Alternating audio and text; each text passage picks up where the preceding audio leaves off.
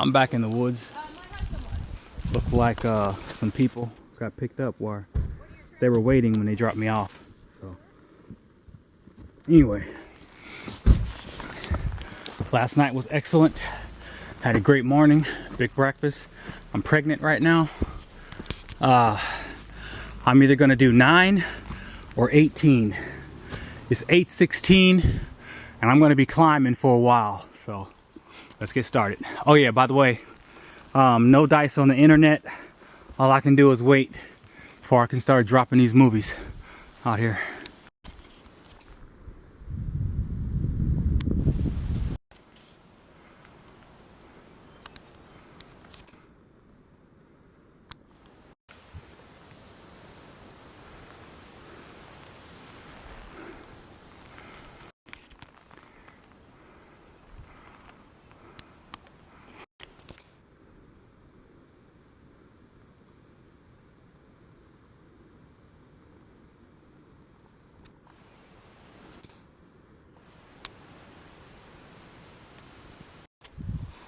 By the way, those are good people at the cabin, and that kindness was perfect timing. I mean, think about this. Had I not written down Grasshopper's information in like Virginia at mile marker, say 700, this wouldn't have never happened 1,400 miles later. I mean, it's the weirdest thing, but it's like having that presence of mind, the forethought, the discipline, following through, that kind of thing. I mean, I got 2 days at a nice place in Slack Pack for free. You can't beat that, and that's not counting the umpteen meals and lunches and stuff that I had down there. So that's cool. I mean, my morale is fine. You know, it's not like I'm like down and out, but anything like that where it's like just good vibrations, good spirit, all I can do is help. Right now, I could say as far as I'm so far in the trail where I can do my last things list or my last time list. For example, this is the last time my pack will ever be this heavy. I mean, I got to be at least 40, 45 now. I'm packing a whole thing of Oreos. I'm packing so much stuff, it's crazy, but it's just, she put it in the box. My attitude is, I know I can carry 60 pounds, so I'm not leaving no food behind. I'll pack it. I got no problem with that. My trip is over. So I'm not tripping as far as that goes. Yeah, I'm climbing a mountain right now and I'm feeling it, but hey, you know, I think at this point, instead of picking shelters, I'll just get up in the morning and say, okay, I'll hike till 5 o'clock, something like that, you know, because I got my tent. But the thing is, though, it's still gonna rain. I mean, it poured down last night. Right now, it's blue skies. So Maine is temperamental like that. So, like I said, it's either 9 or 18, or we can just say 9 or 5 o'clock. I'm going to go 9 miles to the shelter, or like hike till 5, or just do 18 to the other shelter. I'm at a point right now where I can just blow through it, and I don't have to stop in towns. But I do in the sense that I got to find internet. I got to charge my electronics. And until I can find something that actually works, then when I hit an intersection, I'm going to throw my thumb out and hope for the best. So that's where we are right now. Obviously, my morale is high. I don't have any injuries. I did buy some more Insure. I think I showed you that. Or did I? I don't know. But I bought some more Insure yesterday. Because I'm just going to give my joints and stuff enough time to heal as much as they can. And we're just taking it easy. We're just taking it easy. Hiking it out here. When they dropped me off at the trailhead, I saw one guy that's part of the old school. The ones that I knew came from Georgia. I don't know who he was hiking with. So at any rate, I can no longer say I've yet to see a person that started in Georgia headed north to Maine, because I saw him. But he's on his like 4th hiking partner, because like I said, he was with somebody that I didn't even know. You saw during the early videos how crowded the trail was. And so you'll understand what I mean when I say it doesn't matter how crowded the trail may be. You stay on the trail long enough, at some point it's gonna become a very singular experience. Like, I could be the last man in the world as far as I'm concerned. So you got to prepare yourself for that eventuality. Even if you start with someone, even if you plan with someone for years and y'all come out here together, at some point you're going to have to make a choice, and you're going to have to know that you can live with it as you go forward out here. And out of the interest of keeping it real, I'll be the first to tell you, there is no pot of gold at the end of the rainbow. I mean, when I finished this trail the first time in 2005, I wasn't jumping for joy on the Mount Katahdin. If anything, I was wearing a grimace in the picture at the end. I read somewhere years ago that run a marathon, it'll change your life. I ran 2 of them and all I got was cramps. So at the end of the day, this ain't gonna change your life, okay?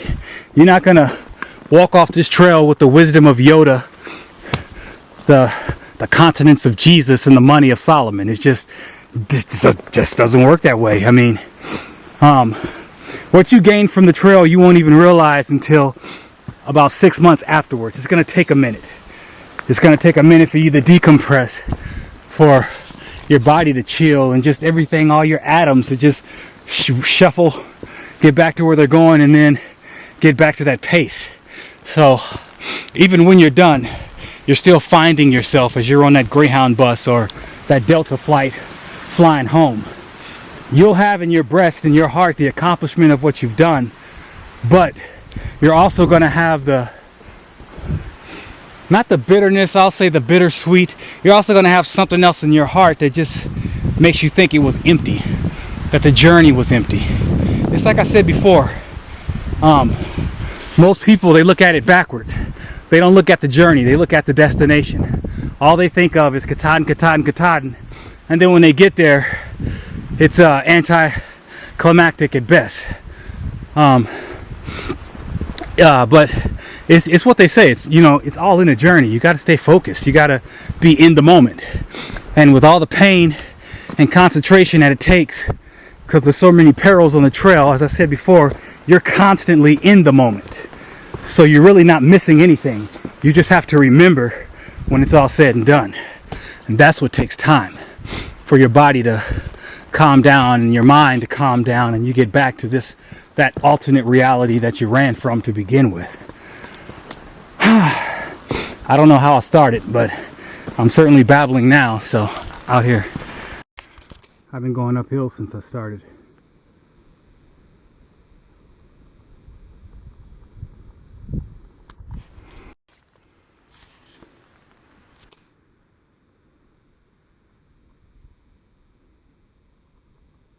Up and over.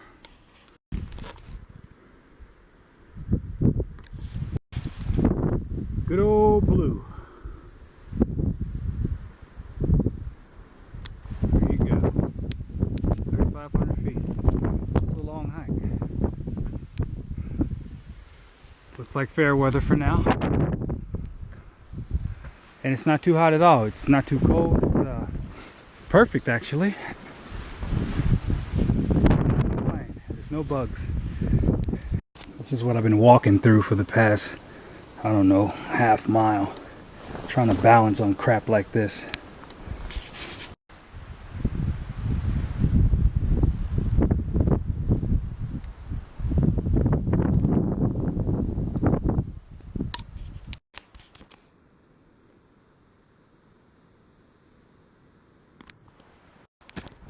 I like it when they set these benches up here at the vistas. It says viewpoint. So basically you just have a seat and you look over everything. It's pretty cool.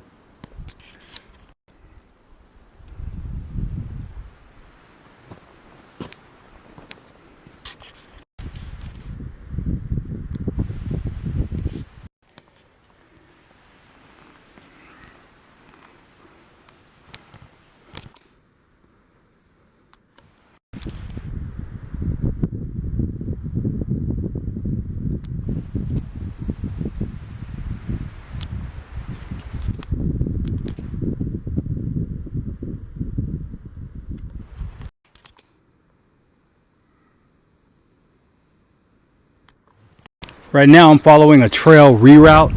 It's not uncommon to see these. Instead of white blazes, I'm following orange markers put on the trees. This is why the trail gets longer every year for either tornado or bad weather or blowdowns. For some reason, it's always getting rerouted around whatever property and so forth and so on. So it'll no doubt be longer next year after this reroute is complete. Out here.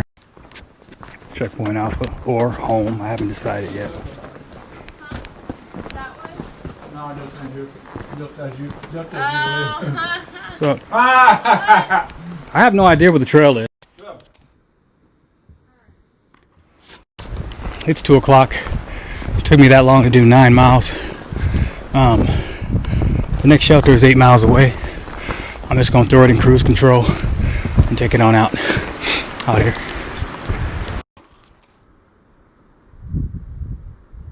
Yeah, it looked pretty easy on the elevation profile. Look who I ran into. Well, it's 2000. I forgot. You didn't say when he bought it. 13,000. You, but like you're not above. Can you believe that road is 3 miles away? It seems like you can throw a rock and hit it. Yeah. Reminds me of Highway 101 in California.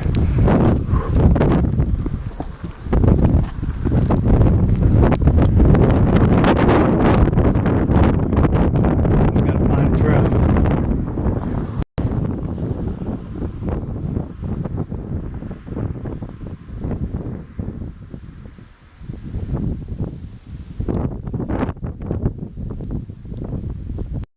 Okay, I ran into this gentleman and he's like, "Do you remember me?" Well, he said, "You look familiar. You look like a guy named August." I'm like, "That's who I am." He's like, "Do you remember me?" I'm like, "I'm afraid not."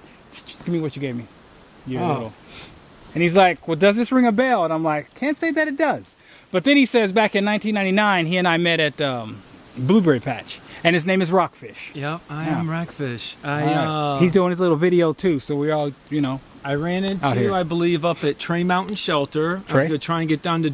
It was a shitty day, it's always a bad day. and Trey. you were like, by the time you get down to Blueberry Patch, it's gonna be filled. Just stop down by Dick's Gap, and then you go in the morning and you do this and you do exactly. that. And I was like, okay. And it was then- perfect, right? Yep, and you were there and Alright. you made this like 5-pound hamburger. Yeah, that's how I do it. I don't mess around, man. Out here. I met Rockfish 16 years ago. And where it's hard for me to recall faces since I'm the only black guy on the trail and I look the same, it's not too difficult for somebody to be like, "You look like so-and-so."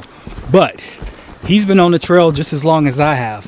And when people ask the question, "Why do you come back? Why do you come back?" What I say is, my response is, you get out here and you hike, and then you will see for yourself. You don't necessarily have to do a through hike to fall in love with the trail.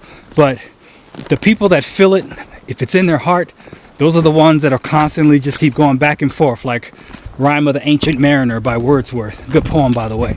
You're just cursed. This is what you do. You hike the trail. So he's gonna look me up on Facebook and he'll see himself, and then we can stay in contact out here.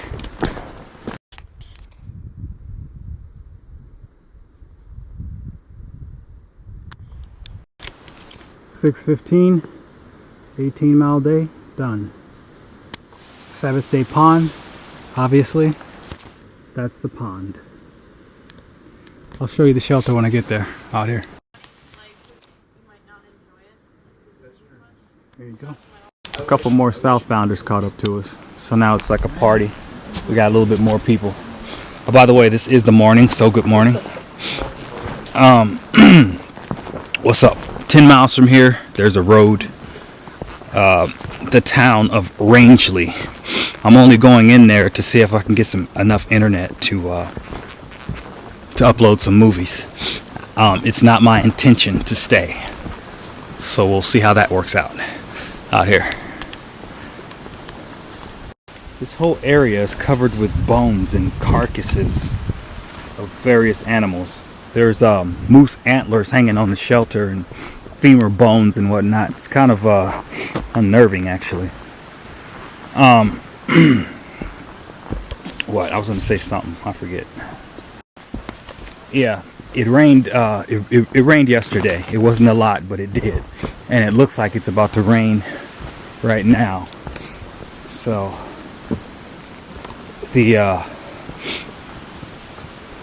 curse of starting my hike on Friday the 13th in a downpour is still following me, I suppose. But at any rate, I'm going to a road, so it's all good out here. By the way, it's July 23rd, and it got so cold last night, everybody just had to start just bundle up. And right now, it's freezing. It might be 45, 50 degrees right now. Camping near a pond probably doesn't help. This was literally the water source. I had to walk over a half a mile back just to get some regular spring water.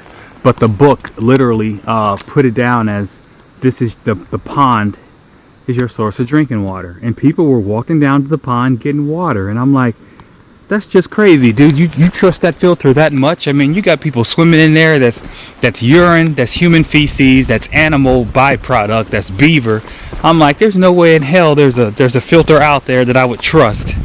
You know, after you didn't use this filter for who knows how many months, and you're gonna drink the water, and they drank the water. Yeah, I would never do that. But anyway, that's the water source out here.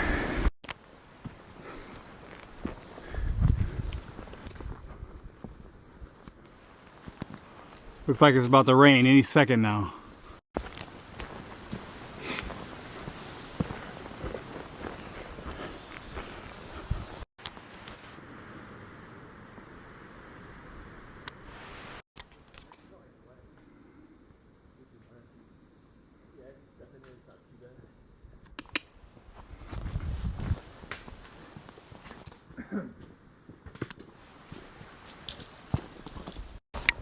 I think I'm deep enough in my journey where every morning I can give you a countdown as far as how many miles I have left to go. I was going to do it at around 200, but I could be at 200 left right now, to be honest with you. So I'm going to make a mental note and a mental effort to just say, okay, good morning. Today we have X amount of miles left and let's get started. That kind of thing. So, out here. By the way, don't get it twisted. Maine has its share of mud, just like Vermont. I've been going through bogs like this for the last 5 miles out here.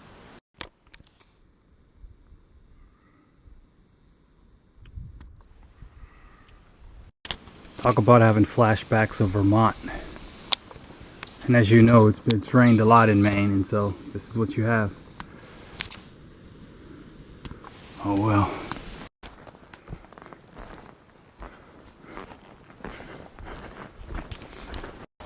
This is the road. Time to get our hitch on out here. I just got to town. This is the town of Rangeley. The library's right here. Internet cafe's right here. I'm gonna see if I can upload some videos out here. The internet cafe was a wash. I mean, it was embarrassing. I have no idea why they even call it internet cafe. It's so slow. I'm in the library, which is right across the street, and as far as I'm concerned, I'm in like Holiday Inn Express. It's like 9 minutes to drop a video. So I'm gonna knock these videos out. I'm gonna go up the street, eat some lunch. It's raining right now, but the shelter is just a mile out. So I'm thinking I'm gonna head out, go to this one shelter, and just go to sleep. So what that's going to be is it'll end up being a 9-mile day, but I got something accomplished in that I got my videos uploaded. I'm tired. I don't know why I'm tired, but I feel like I'm falling asleep right now just trying to upload videos. So I'm going to eat something, and then I'm just going to go to the shelter and go to bed out here.